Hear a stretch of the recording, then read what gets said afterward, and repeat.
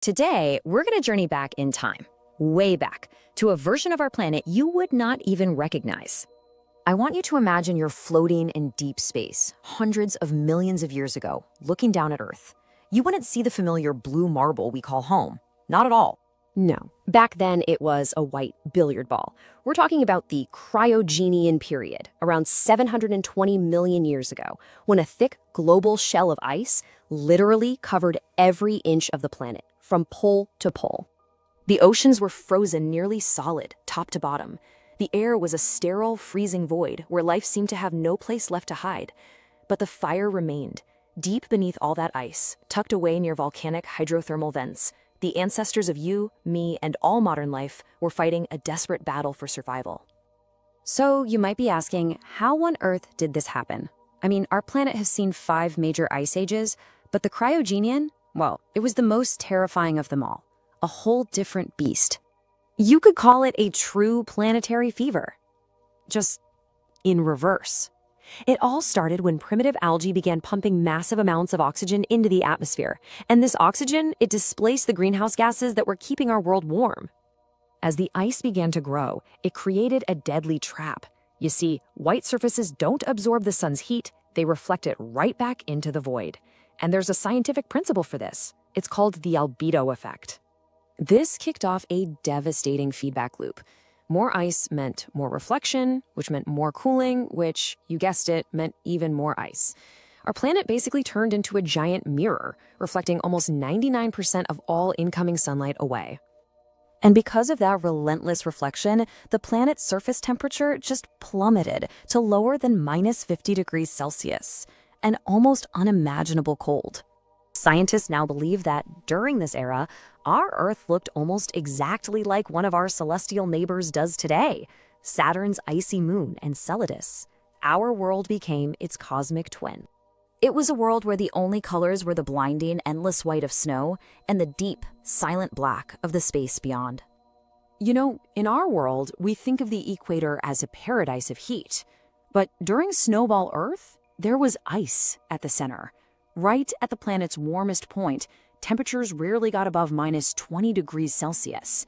It was a world where a drop of liquid water was an incredibly rare treasure. So, with a surface completely frozen and dead, the story of life was forced to retreat to the one place it could survive, the absolute darkness of the ocean floor. This became life's final fortress.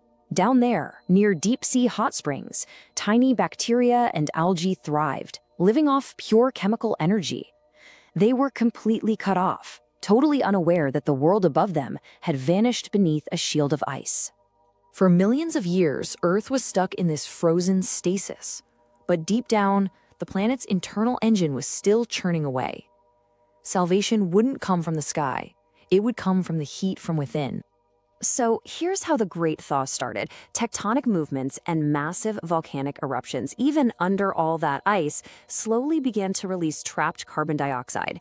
Very, very patiently, they started to rebuild the planet's greenhouse layer. As the planet finally started to warm up from all that CO2, a powerful secondary force was triggered. People call it the methane hydrate bomb. This was a massive, sudden release of methane gas that had been frozen in the ground. It accelerated the warming and ended the age of ice in what must have been a violent, rapid thaw. When the ice finally melted, Earth was changed forever. The rising waters literally redrew the continents and completely reshaped the atmosphere. From all that ice and fire, a new world was born, and this incredible transformation paved the way for the evolution of more and more complex life, an event we call the Cambrian explosion, which would eventually give rise to the creatures that inherited the planet. But here's a crucial point to remember.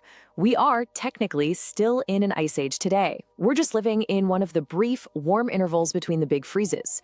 The cycle continues, and in geological time, winter is always coming. You see, constant, subtle shifts in Earth's orbit and the tilt of its axis mean that this cycle of ice is a permanent, inescapable part of our planet's long-term future. The story of Snowball Earth reminds us just how fragile our world really is and how incredibly lucky we are to be the guardians of this calm, warm era. But it also shows us that even against impossible odds, life finds a way. So what's the final takeaway? It's this. We are the eyes through which the universe observes itself. The planet has written these incredible stories of survival and change, and the question that leaves us with is, what will the next chapter, the one written by us, look like?